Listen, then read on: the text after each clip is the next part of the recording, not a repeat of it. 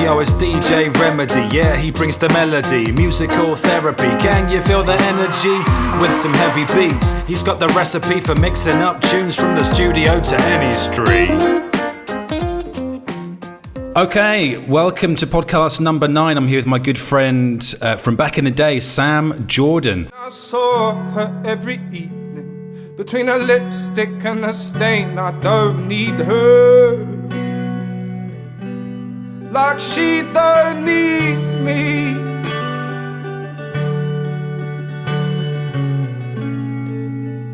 And I've never seen her fall. Vocalist, guitarist, all-round musician.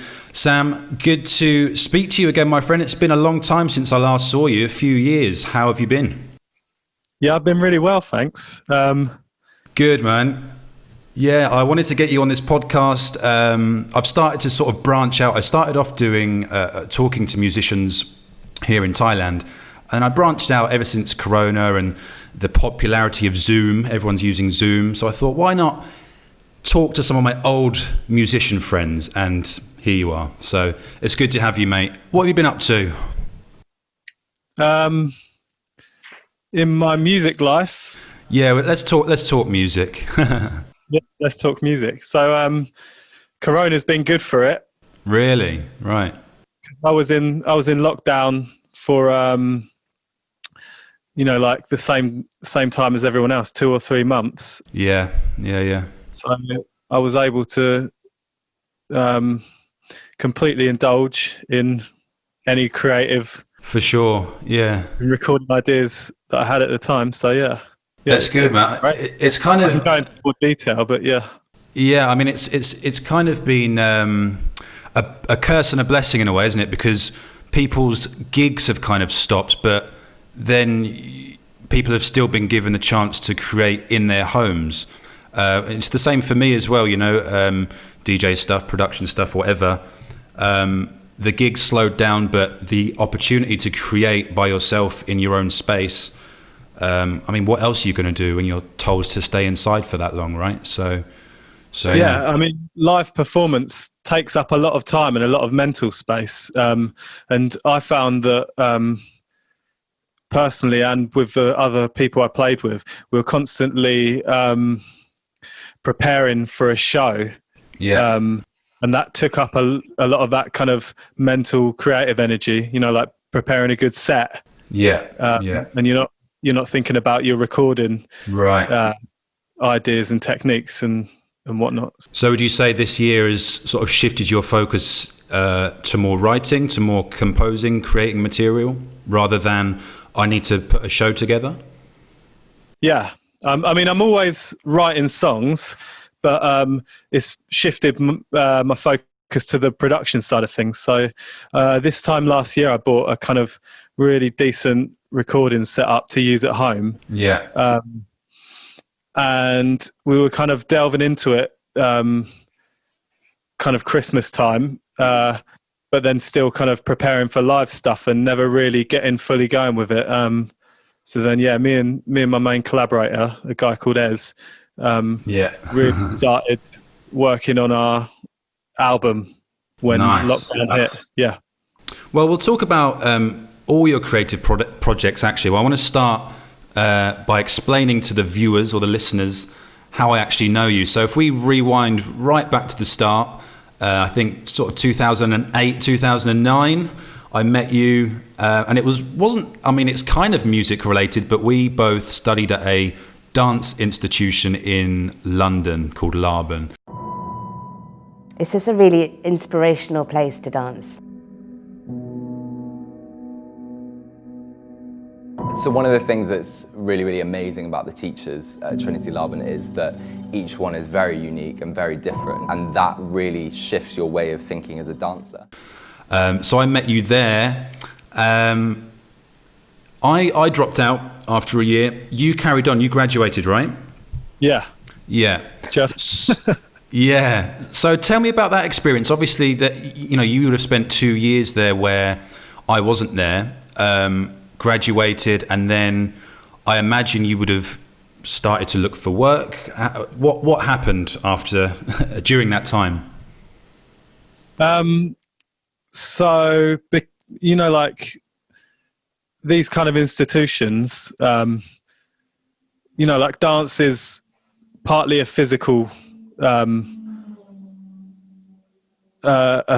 a physical thing, like a sport, but then it's an art at the same time. Exactly. And like I don't know, like sports and a lot of art, where there's like a big pool of people studying, and then it funnels into a bottleneck, and you see like kind of 2 or 3 people who go on and do it professionally. Yeah.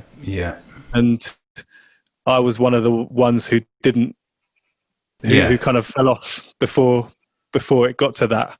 Yeah. Similar to me. Yeah. I mean, most people do, because it's kind of, it's just it just gets narrower and narrower the further you go into it. So like when you and me first showed up at Laban, we were the best dancers in our town. That's the thing, isn't it? It's with all the best dance. It really is that feeling, and that's exactly how I describe it to people when they ask me about that time as well. It's like, you know, I left school in my hometown and I was, you know, like top guy at school, and then you go into a space where you're put with the best of the best, and it's like, fuck, like I wish I could be like that guy or that person. But obviously everyone's different as an artist, but for me, I just felt, I don't know, I felt like the passion was kind of turned into a chore a little bit. So that was my sort of reason. I mean, that's a whole nother podcast, to be honest. So going from that, did you, I mean, obviously during that time I always remember you were playing the guitar, you were picking up the guitar all the time in the halls of residence. Music was always there, right? Yeah. So did you really start to develop the music career more since graduating?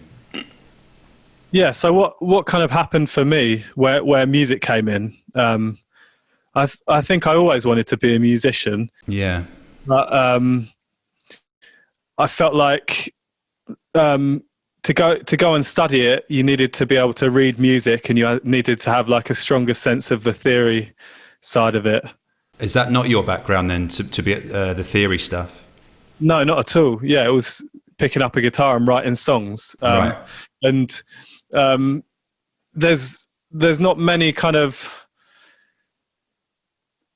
in my opinion, there's not many legitimate avenues to kind of go and learn to do that anywhere other than out there busking and kind of.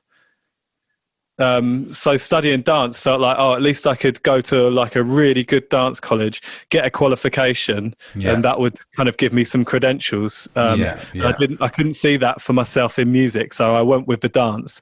And then when I finished, and that kind of initial passion for dance started to wear off, and you start to get disillusioned by the institution that you'd been to and things like that, that probably happened to everyone who wasn't the ones who went to do it professionally.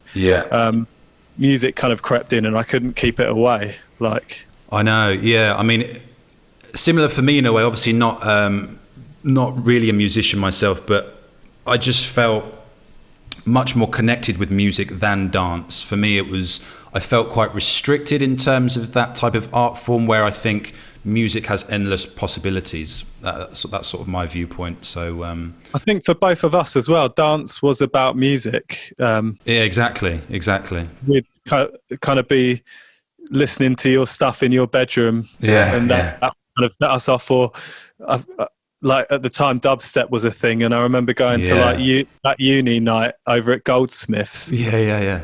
Kind of like, that's what it was about, dancing to kind of really good music. Yeah, it's sort of expressing that music even further, isn't it? I mean, I've got some good memories of that time, man. I mean, even just little things like we used to take a trip to Canary Wharf and go to the CD shop and just pick out CDs and like spend, like an hour just looking through and picking out some, because I think I was still collecting CDs at that time, similar to you, and we'd just go and look and talk music, and it was cool, man. We were really unjaded at that point, and kind of learning about music. Yeah.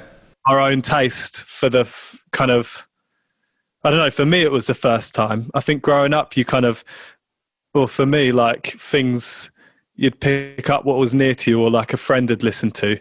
Yeah. It felt like the first time I was really kind of discovering stuff outside of my world, outside of like the little place that I grew up. Absolutely. And the same for me, mate. I mean, I remember you used to introduce me to a lot of artists. I mean, I'd never heard of, I remember you introduced me to the Specials. Stop you messing around. Better think of your future. Time to straighten right out. Creating problems in town. Who did a message to you? Who did? I'd never heard of them until I met you. People like Pete Doherty and the Libertines.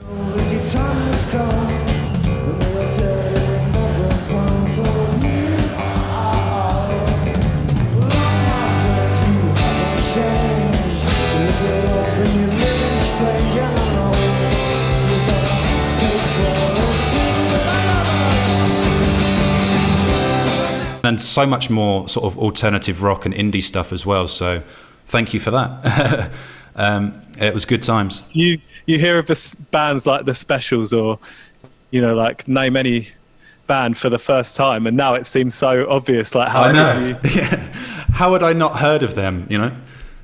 I remember Fabian, who was in our year, introduced me to, I'd heard Bob Dylan before, but I'd never really got into him, and he like reintroduced me to Bob Dylan, and it was like as if when I was 15, yeah. Hey, Mr. Tambourine Man, play a song for me. I'm not sleepy, and there is no place I'm going to. Hey, Mr. Tambourine Man, play a song for me. In the jingle jangle morning, I'll come following you. When I was 16, it was, that didn't touch me, but yeah. Exactly, yeah. It is that thing, isn't it? You sort of stay within a circle of the music that you like, or you get introduced from your friends back home, and then suddenly you're sort of introduced to new people from all different places and more music, you know, so it was a good time. I remember I picked up a DJ Yoda album, and it was a mixtape, and they sort of fused jazz and hip hop together, and there was one track that we could not stop, just found it hilarious. The old Louis Armstrong Cheesecake song. Cheesecake, munching on the cheesecake, munching on the cheesecake. Cheesecake, cheesecake, munching on the cheesecake, munching on the cheesecake. Cheesecake, cheesecake, gobble gobble cheesecake, gobble gobble cheesecake. Cheesecake, cheesecake, gobble gobble cheesecake, crazy over cheesecake. Take it everybody. Cheesecake song. Still gets me today. Yeah. Yeah, hilarious. Another memory from that time, mate, 2009. I received an email. I was signed up to the Michael Jackson newsletter or something like that, and I got an email, and it said something like, "He's coming to Greenwich tomorrow, like just very last minute. Get down there. It's going to be a big announcement." So we skipped class, didn't we? Yeah, we skipped class to go and see what we thought could be a Michael Jackson performance or something like that. Yeah, at the O2 Arena. And at the time, it was a big deal because I was a bit of a nerd for truanting. So like skipping class in the first year felt like, I know, yeah, we were being really naughty. But yeah, mate, anything for MJ, man. And it was so surreal as well, wasn't it? Do you remember? Yeah, Dermot O'Leary. Yeah. I mean, I remember I think we stood in the crowd for about 3 hours, just waiting, and then he came out for about 5 minutes, didn't he? And he said, "This is it," you know, talking about his concert, and then he was gone, and we were like, "Did that just happen?" I'll be performing the songs my fans want to hear.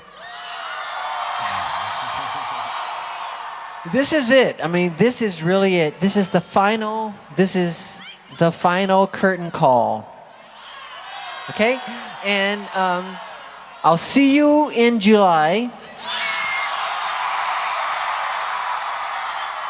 it turned out that really was it. I know, right? That was literally his last ever public performance, and we were there. So, good memory. Cool, man. So, talk me through your sort of musical career since that time, because there was Sam Jordan, and then we had Sam Jordan and the Dead Boys. Was there any other projects, and sort of how did that progress? What sort of happened over the last 10 years, I guess? Yeah, so I returned from Laban. Yeah. Kind of feeling a bit deflated by the whole dance world. Yeah. It wasn't the dance world's fault. And I was working for my dad as a builder. And me and my friend, he was working for his dad as a builder, and we both felt like, is this really what we're going to do then? Is this where we're going to kind of stop? So we both decided to save up a couple of weeks' rent and go hitchhiking around England. Wow. And I had a guitar on my back, and he had a tent on his back. Wow. And then we went from Brighton, where I was born and I grew up and I was living. And we got a bus to Tunbridge Wells, which is an hour away. Yeah. But to cut a long story short, we ended up hitchhiking all the way to Edinburgh and back. Wow. And then I realised the power of busking to make some money and to get lots of practice in kind of playing for people. Because to that point, I'd only played to friends and things like that. Right. Then when we returned to Brighton, I decided not to go back to the building and to be a full-time busker.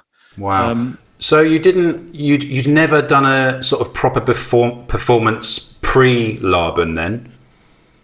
I think I was in an indie band when I was at college. Right. I think we had a handful of performances, but I wasn't playing guitar, I was just singing. Right, okay. Yeah. Obviously, we'd done loads of performance at Laban. Yeah. And through the dancing. So I knew I could go on the stage, but there was a weird moment when I played my first open mic night, and I was wondering whether my fingers were going to kind of land in the position that I expected them to. And you feel like I guess it's like your first dance performance as well. You're like terrified. Are you gonna kind of bottle the movement? Are you going to bottle the initial shape? But it just kind of happens in autopilot if you practice. Yeah, absolutely. Yeah, it's that initial nerves, isn't it? Performing something new. So you were busking. So how long was that time period? So you went up to Edinburgh, all for free. Then you just hitchhiked, didn't have to pay a penny for transport. No, yeah. We had our week's wages, and we spent that on like food, buses, and trains in the first kind of 5 days. Yeah. Then we had to switch to the busking money. But yeah, other than that, everything was free. We had a tent, so we'd just pitch up wherever we were. Like walk out. It would be late at night, and you'd walk out into a park and think that you're somewhere really out of the way, and then you'd wake up in the morning, there'd be a dog walker next to you, wondering why there's a tent in the local park. Into the wild, man. And it's just like, it's just the local park. Yeah. That's cool though, man. That's a good experience, and I guess something like that would have given you more creative ideas as well. Were you writing it sort of during that time as well? Yeah. I'd started writing, but one of the really important things I'd say for songwriting in general is so when you're busking, if you really throw yourself into it, you want to get a repertoire of kind of 50 to 100 songs so you don't get bored. Yeah. And in learning to play a 50 or 100 of someone else's music, you learn how that song was crafted in a way, or you learn how it would feel to be that person to play that song. So I find the more of other people's songs you can learn to play, the better your writing would be. Yeah. So that time was very focused on learning the craft of songs. I understand. Yeah. Understanding other people's songs before you even start understanding yours. That's great. Yeah. So what sort of influences would you have had during that time? Obviously, I know that Pete Doherty was a had an impact from when I knew you back then.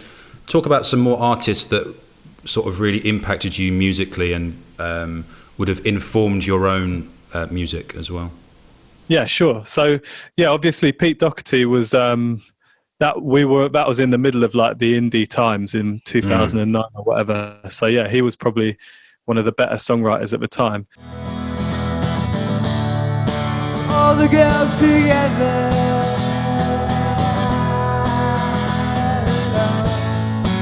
she's the last of the English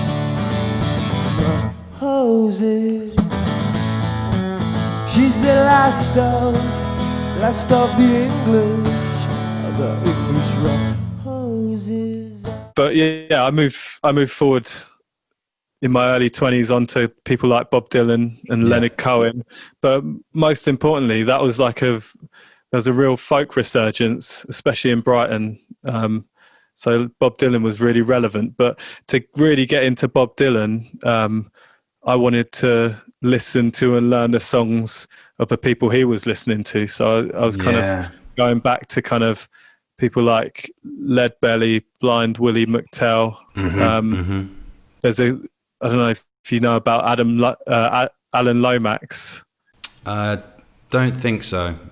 He was him and his dad did the first kind of field recordings in America, going to different remote places and recording folk music. They archived it all, so you can listen to kind of standalone artists just playing one song. Yeah, I mean, I do love listening to, actually, you mentioned Leadbelly there, to some of those really sort of old blues artists, and obviously they wouldn't have had a big studio, would they? So it really is just that raw sound, just out in, I don't know, it could be anywhere, couldn't it?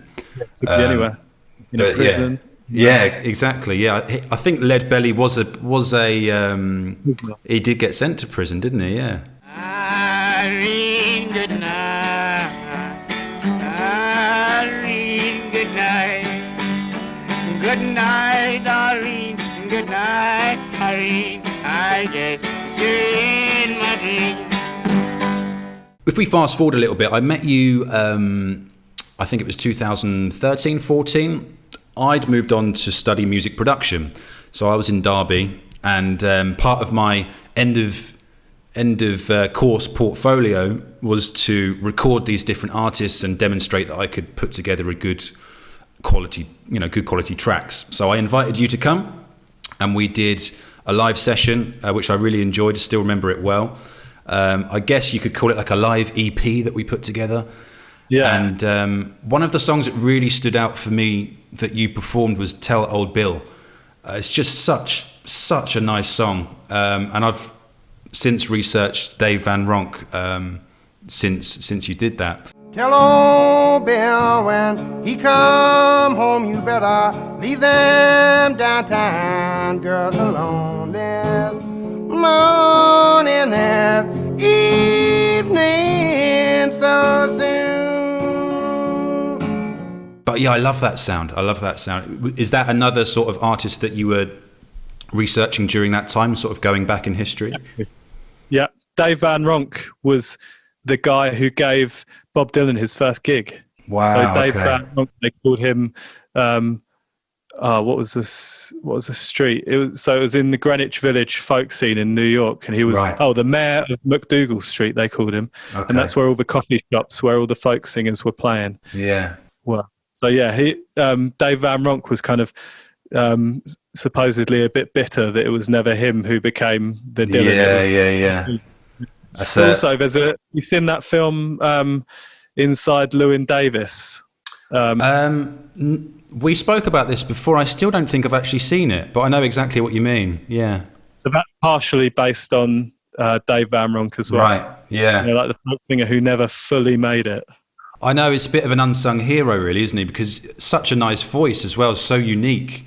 And just some of the melodies and progressions in his music is really quite unique. So I like him a lot.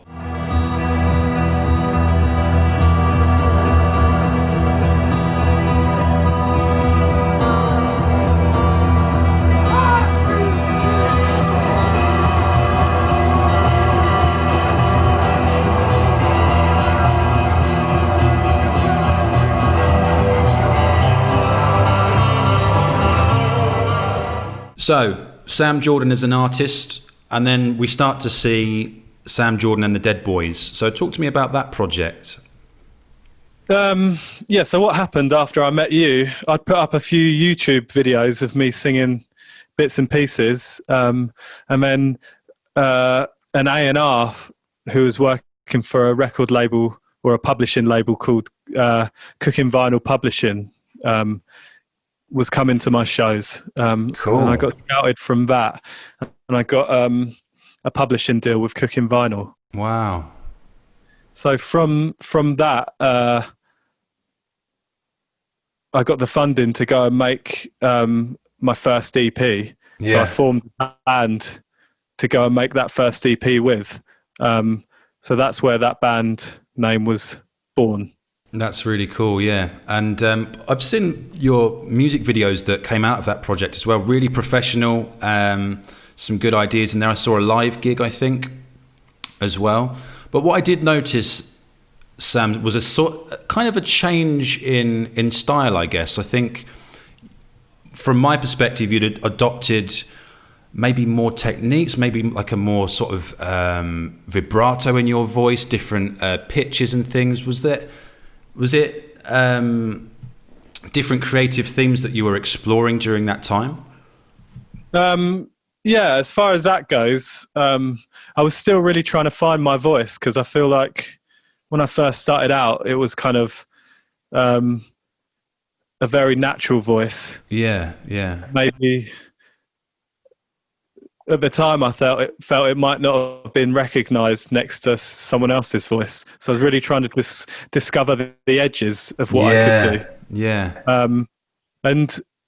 Yeah. So looking back at that time and that first EP, it was still very much experimental stages. I hadn't landed in a final position at that point, if you know what I mean. Yeah. No, it was really interesting to see, and I really enjoyed some of the songs that I heard. It reminded me, actually, I don't know if you would class him as an influence, but sort of Ben Howard's later work, I would find similarities, quite maybe darker themes, a bit more mellow maybe.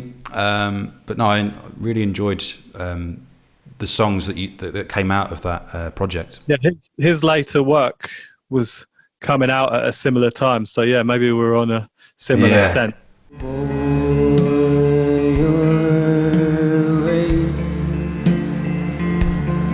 I'll take the long way round. I'll find my own way down, as I should. So you mentioned Brighton. Obviously, I remember from back in the day, you were very proud Brighton born and bred. And most people from Brighton that I have met seem to be as well, which is great. Talk to me about Brighton as a whole, and particularly the music scene there. What was it like? What was it like growing up in Brighton? I've only been there once. So when I was in school, I knew very few music people because we were kind of tucked away in the suburbs. But as soon as I got to college, and you start meeting people from around the town, you suddenly realise everyone's into music, right? And everyone's really high taste, and you have to kind of up your game. It was a bit like going from Brighton to Laban for dance. Once you get into the town and see what everyone's up to, there's a lot of levels to kind of how deeply into it people are. So I was busking up in the lanes in Brighton just after Christmas, and as in mid-song, just minding my own business, except for I was singing. And a man came walking up the road, and he wasn't walking straight, and he had teeth missing, and he had a red face. And then he put £5 in my bag. I was like, flipping heck, can you afford that? Like, thank you. And then he leant down and then took £2 change, and he was like, I've got to go and get a drink. I was like, fair enough. So I've got a card machine up there now. So yeah, this one's called Sister. Yeah, you know, like the scene in Brighton goes quite deep.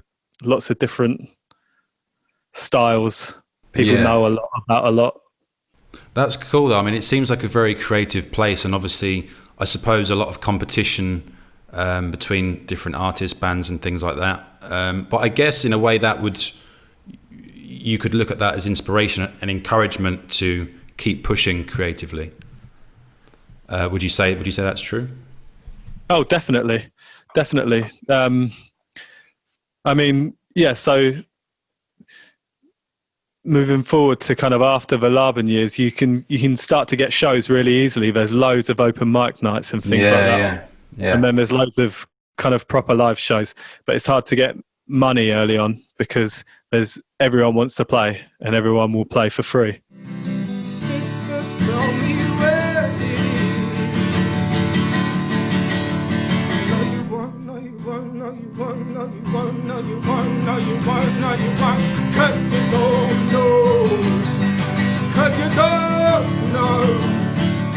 So what are you up to now creatively, Sam? Yeah, to cut a long story short, we ended up doing 2 EPs under that old name. That old name, the Dead Boys, that was already a name of a punk band from the 70s. Right. One of the guys got in contact with me and set his mob on me on all the social media platforms. Oh, really? Yeah. I have changed the name.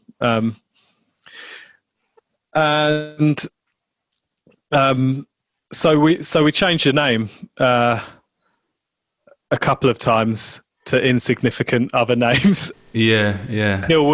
And I went through lots of band members and things like that. Lots of different things, lots of false starts and things like that, until the position where I am now, where we're working on the debut album, and it feels like it's taken forever. Yeah. But there was a lot of learning done in the past kind of 3 years to get to this position to actually kind of complete it to a standard that I wanted to do it. Yeah. That's cool, man. So what are some of the sort of inspirations behind your compositions? What sort of themes are we covering in your latest music? Because I've looked at your YouTube and I don't think we've heard from you for a couple of years. Is that correct? Yeah, that's true. Yeah. So what happened with the publishing deal was the guy who had signed us was having trouble with the inner workings of the company, and he left. And I think our publishing deal was expired anyway. Right. So there was no one to kind of renew it. Yeah. And there wasn't really a publishing label there anymore because it was joint to a larger record label. So we were kind of trying to work out what to do next, how to record our album, things like that. And we just took some time to kind of get the right songs written, collect the equipment to record it ourselves, and then get to the position where we are now. A hurly boy in Trinidad said, I closed my eyes as the sun fell into the sea, and I opened them as I looked across the sawtooth mountains. I noticed the sun and day swallowed by the twilight and black, and I noticed a couple having sex through the blinds opposite. I had another sip of my tea and I went inside. I was embarrassed, but the mosquito on the bedpost embarrassed when he flies down and sucks the blood from my bare ass cheek. So the themes, I was getting interested in films from my childhood, like Karate Kid and The Lost Boys. That's interesting, yeah. And like the visuals and the emotions to those films were kind of starting to spur on an atmosphere for the kind of backing track content of this album. I mean, I wrote a spurt of songs in kind of like a couple of months or 3 months, and they were all kind of surrounded around this kind of eerie, strange 80s/50s kind of uncanny dreamscape. Yeah. No, it's interesting because I've interviewed a few sort of guitarists, I guess, singer-songwriters on the previous podcast, and sort of a real variety. You know, some people like to write about love. Some people like to write well, the last guy I interviewed used to talk about cities and places that he'd been. What I've noticed with you, and what I always remember from when we used to study together, was your sort of love for all different art forms. You used to have sort of really like avant-garde, like even like furniture and art in your living spaces, and I just think you are very creative in your own way. And from seeing your live performance on YouTube, I caught a piece where you're doing almost like poetry with, I think it's Ez on the guitar, and it's poetry and then it goes into a song. I just think it's great, you know. It seems to me you're sort of exploring all avenues and have kind of a wide scope in terms of creativity. Decided to dream, not a lucid dream, not a dream of dreams, but a standard window to my mind.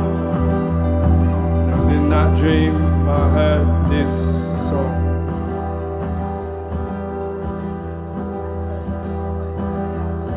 Can't see me through the window, darling. Can't see me through the window, darling. Can't see me through the window, darling. I won't reply.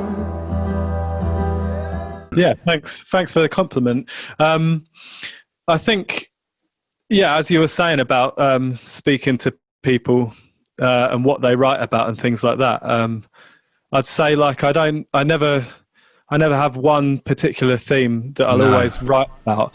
But I think what it is sometimes you hear people say, "Oh, there's nothing to write about these days," or "Nothing's happening." Right. I don't think that attitude is valid. I think the point in writing is kind of seeing the magic or the mystery in, whatever's around you.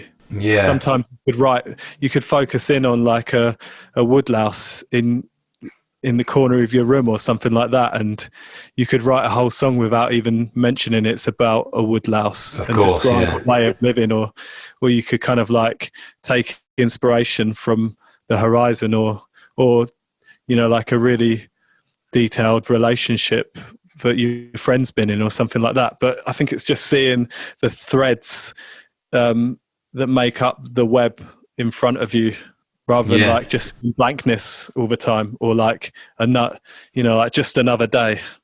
Yeah, no, that's interesting. I suppose for something that basic as well, like you mentioned, like seeing a woodlouse, obviously it can be representative or an analogy of something else, or I think that's where you in particular, sort of the poetry comes in.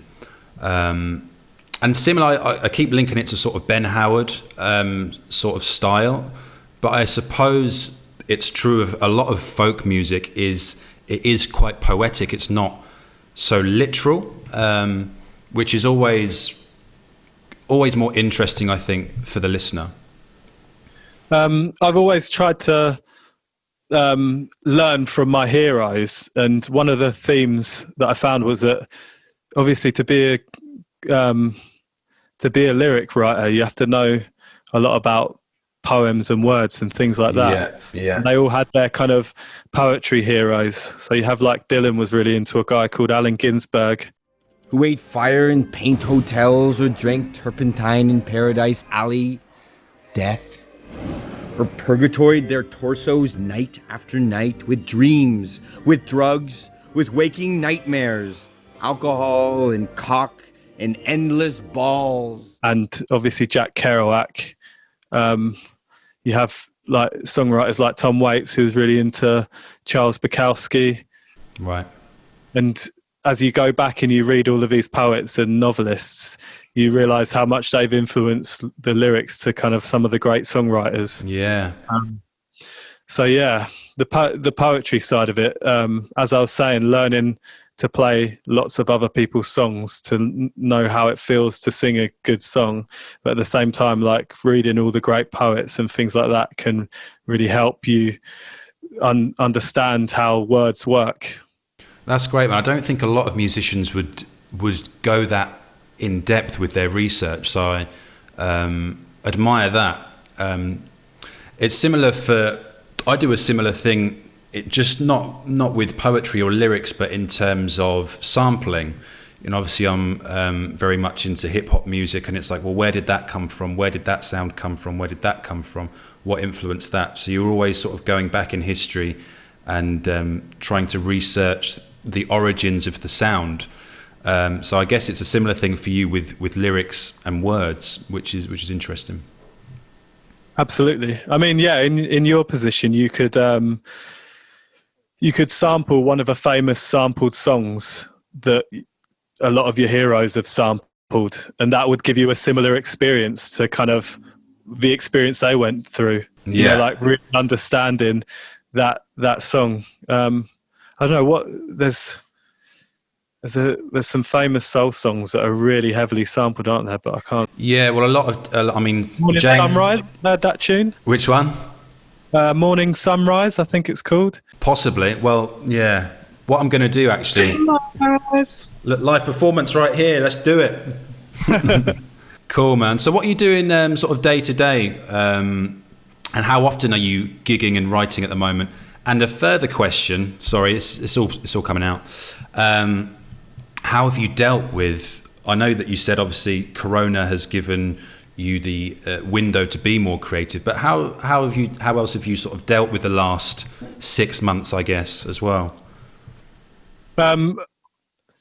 Other than the normal anxieties that everyone else feels, I've just been concentrating on and like appreciating the time I get to finish this album that I'm working on. So I'm very lucky to strike up a relationship with a guy called Jimmy, who's a producer, near the beginning of lockdown. And he's ended up being the producer for our upcoming album. Nice. And through him, I've met a new manager as well that we're going to be working with.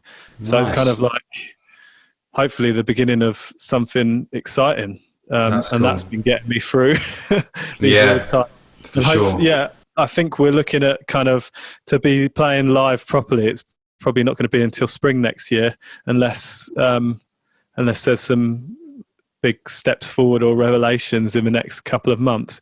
I'm still going to kind of try and do some online performances, like on Instagram Live and things like that, and maybe kind of some outdoors performances. But we're to get back to what we were doing before, we're looking at spring. So nice. Yeah, I mean, it's a shame, isn't it? I hear that the UK at the moment sort of going back up in terms of numbers, which is never good for the arts scene. Or but yeah, I mean, obviously you would have had a history of playing in bars and pubs and things like that, and I've heard that people not even allowed to get up out their seats in pubs anymore.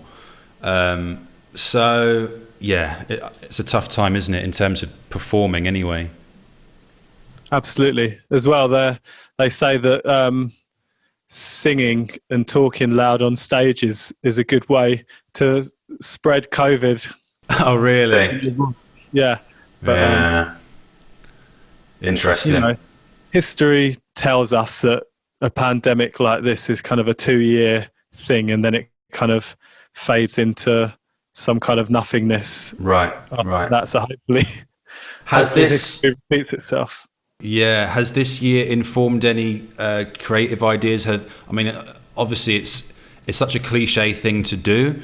I've seen a lot of people writing and singing and rapping about Corona. Have you jumped on that bandwagon at all? No, what I've done is, so this producer, Jimmy, who I was working with, he was sending me, for fun, some kind of like 70s psych soul backing tracks that he was making. Yeah. And then I was writing songs of hope or like escapism on top of the tracks. So it was kind of the complete opposite. We were just writing music that comforted us. Yeah. And, like about old values or future values rather than like sitting too much in the now. Exactly. Yeah. There's a tasteful way to, even if it does come from how you're feeling during this time, and you being the poet, obviously not to literally mention what's going on, but to, like you say, talk about hope and stuff is a good angle on that. That's cool. That's cool, man. Yeah, it was it was more we ended up more making medicine than like topical.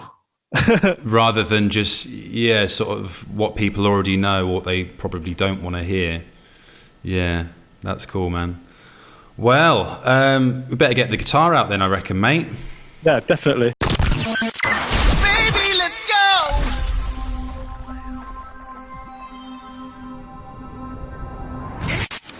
This one's going to be on the album, and it's called Good Pain.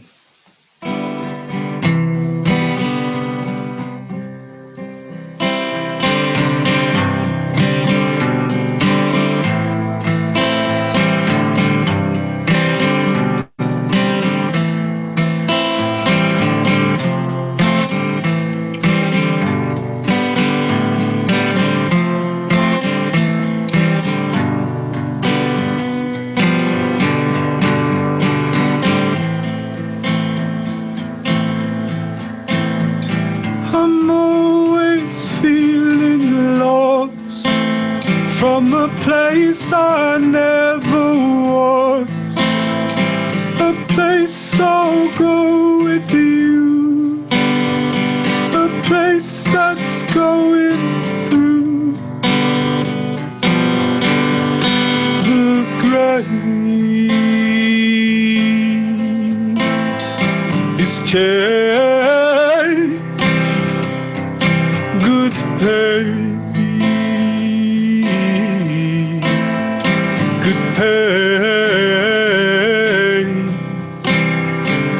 Time between the sand, the crippled last stand, the pain in something new is falling over you. The grave is changed. Good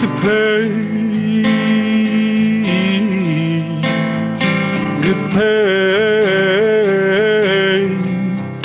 and now you see it's in between what you hope and what you dream, what you hate and what you think, what it ain't and what it seems. The grave is change, good pain, good pain.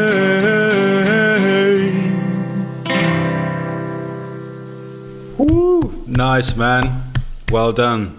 There we go. You heard it here first. Sam Jordan exclusive, brand new song, Good Pain. Well, I think we're just about done, mate. Is there anything you'd like to say or plug or talk about before we sign off? No, I just want to say thanks for having me on here. It had to be done, mate. It had to be done. I'd love to do it again, kind of when I've got a bit more to show, because I haven't got anything online. You know, like when the big plug comes. Absolutely, mate. Yeah, we'll definitely do it again, and we can do some promotion. Just one more question before I go. So when you do sign a deal with a publishing, or you get a manager, or you find that person that can just take you to the next level, what sort of things can they do for you? Because I haven't got to that stage yet. I've met some promoters and things, but yeah, what have the people that you've met? What sort of level have they been able to take you to? So the first publishing deal, the brilliant thing that happened there was the guy we were working with had worked with a lot of kind of really decent artists in the past. Yeah.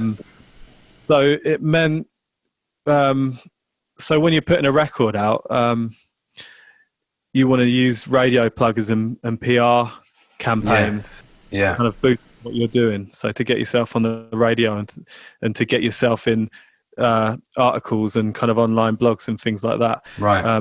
And you have to pay to have those things, those people work for you.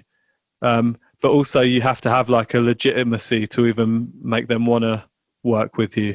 So you pay them. And they need to be legitimate to even pay them. So yeah, that the publishing deal helps with that. You can get kind of higher quality people pushing your stuff out there. Yeah. And of course, they offer you contacts that you might not have had on your own. So it's just spreading your exposure, I guess. Yeah, your exposure will be kind of a higher level than you're currently at. Nice, man. Well, I wish you all the best. And viewers need to keep their eyes peeled for new Sam Jordan material, and we'll promote it. And I hope to hear from you again soon, mate. Keep me posted with what you're up to, and we'll do it again. Yeah, definitely. Cool, man. All right. Enjoy. Have a good day. I'll catch you soon, yeah? If you're looking for the reason, she's my favorite messenger, and I won't see no